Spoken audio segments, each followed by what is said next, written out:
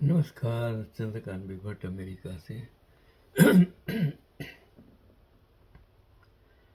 कभी कभी इत्तेफाक, संजोग, परिस्थिति, मैंने ये कहानी पढ़ी तो सही, लेकिन मैंने सोचा उसमें थोड़ा सा मॉडिफाइड कर दूं, क्योंकि इंसानियत, मानवता, वो सबसे बड़ी चीज़ दुनिया में है। और अगर आप में मानवता, इंसानियत है तो आप भगवान हैं। भगवान के पास जाने की ज़रूरत नहीं है।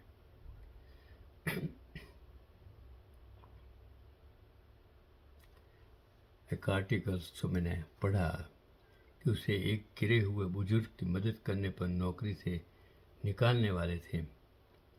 तभी सीईओ अंदर आए और बोले, पापा।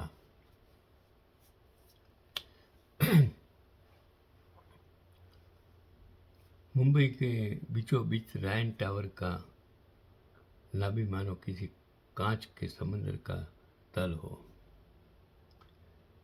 सूरज की किरणें स्टील और संगमरमर पर झिलमिला रही थी और हवा में महत्वाकांक्षा और मंगे कॉफी की खुशबू जुड़ी थी। अन्या मेहरा कोने में खड़ी थी। उसके हाथों में चमड़े की फाइल इतनी कसकर थमी थी कि उंगलियों के जोड़ सफ़ेद पड़ गए थे। उसकी अंतिम इंटरव्यू बस 10 मिनट दूर थी। 10 मिनट जो उसे छात्र ऋणों के पहाड़ से मुक्त कर सकते थे। सब कुछ उसी क्षण पर निर्भर था। तभी स्याह और धूसर सूटों की अनवरत भीड़ के बीच उसने उसे देखा। एक कमजोर बूढ़ा आदमी, साधारण निट कोट पहने, जो यहाँ की चकाचौंध में खोया हुआ लग रहा था। वह लड़खड़ाया। उसकी लकड़ी की छड़ी संगमरमर के फर्श पर गिरी। आवाज ऐसी कि पल भर को पूरी दुनिया थम गई। और फिर कुछ नहीं, लोगों की भीड़ बस उसके चारों ओर से बह गई, जैसे वह कोई पत्थर हो रास्ते में। किसी ने हाथ नहीं बढ़ाया, किसी को फर्क नहीं पड़ा।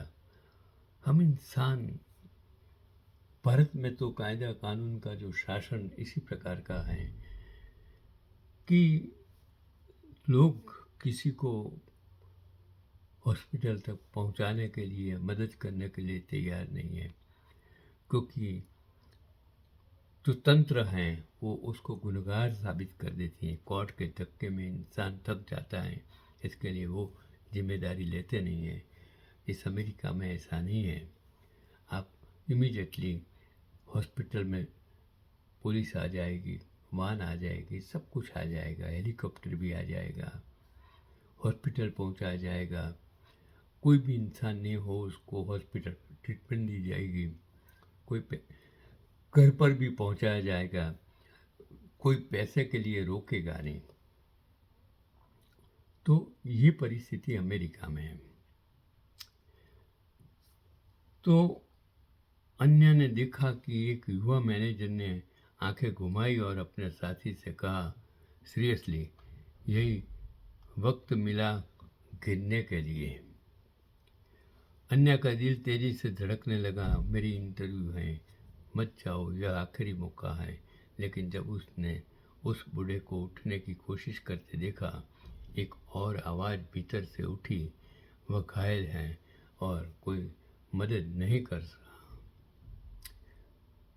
मैं भी मेरे टेक्सटाइल में मिल में 21 साल की उम्र में जो कारीगर मशीन में आ गया था, मैं सोच नहीं सकता। पूरा दिन मैं उसके पीछे रहा, लेकिन एक्सपायर हो गया। दूसरा एक कारीगर जो कियर पट्टा था, उसके जो नट था उसको गुदा में घुस गया। मैंने निकाला, उसको हॉस्पिटल तक पहुंचाया। पूरा दिन मैं उनके साथ रहा। कितने सारे लोग मैंने रोड पर गिरे होते थे, मैं उसके साथ हॉस्पिटल में जाता था। कितने मैं कभी ये नहीं सोचता क्या होगा। 50 आंखें तो मैंने पैर कलेक्ट इस परिसाइकिल पर चल चल कर दौड़ दौड़ कर मैंने उस ज़माने में आंखें कलेक्ट करी थी और एयरपोर्ट तक पहुंचाया था, नगरी हॉस्पिटल तक पहुंचाया था।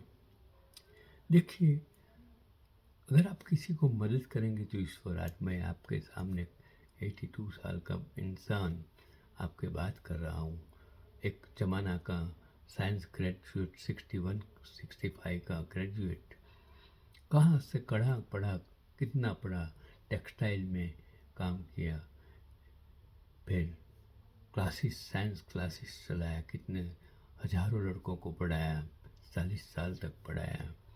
बैंक में एमडी रहा, जिस बैंकिंग लाइन से मेरा कोई नाता नहीं, काम वहाँ भी ईमानदारी से काम किया।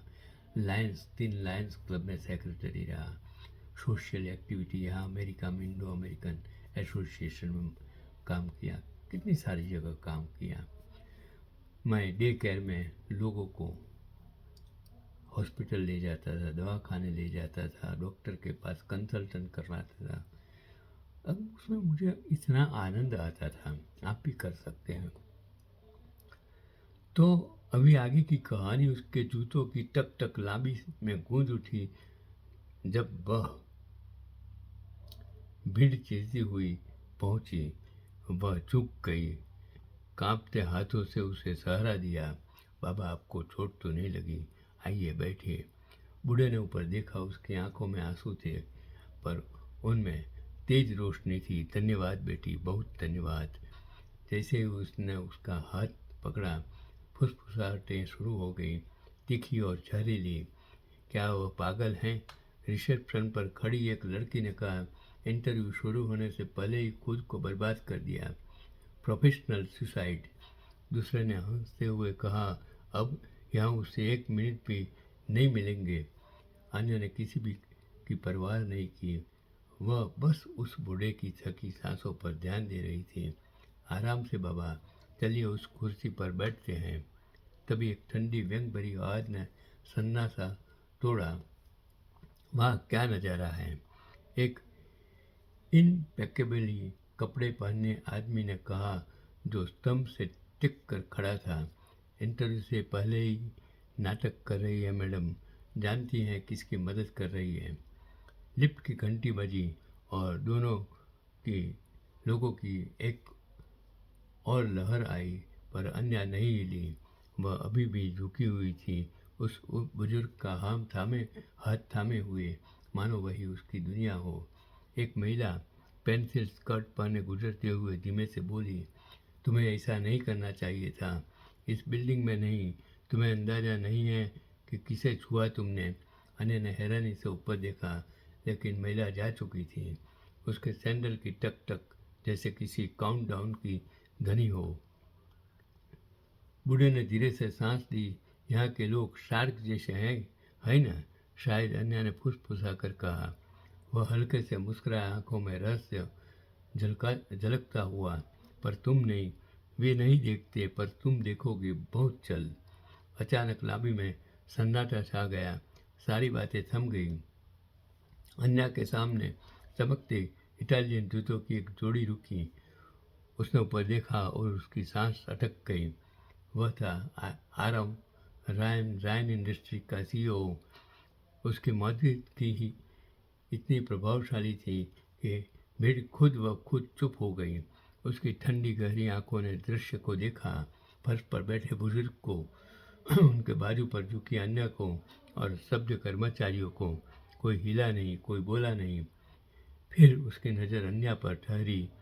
एक पल के लिए ऐसा लगा मानो पूरी दुनिया गायब हो गई हो, बस वह और वो नज़र बची हो।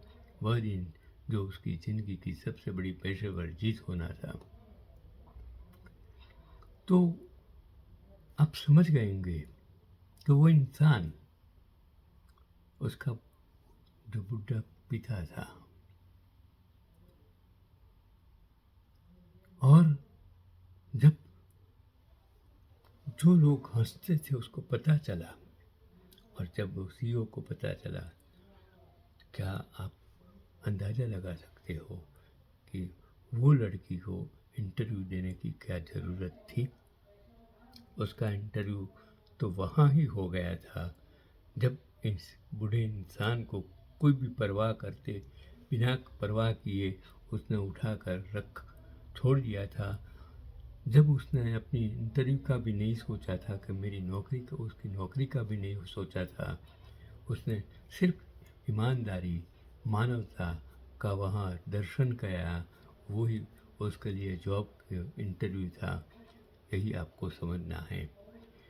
जो मैंने सर्च किया कि ये जो मैंने नाम पढ़ा तो आरव रायन नाम का कोई व्यक्ति रायन इंडस्ट्री के सीईओ नहीं है, क्योंकि रायन इंटरनेशनल ग्रुप की स्थापना ऑगस्टिन एक पिंटो ने की थी और उनके संस्थापक के रूप में उनका उल्लेख किया गया, न कि किसी आरव रायन का।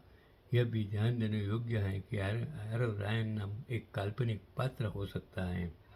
इसके लिए मैं आपको कहीं ऐसा मत समझिए कि ये कहानी कहानी सच भी हो सकती है, कहानी कहानी भी हो सकती है, कहानी काल्पनिक भी हो सकती है, लेकिन कहानी कहानी होती है जो आपको कुछ न कुछ पैगाम देती है कि कहीं भी किसी भी ऐसे इंसान जो जिसे मदद की ज़रूरत है, बिना झिझक आप उनसे मदद कीजिए।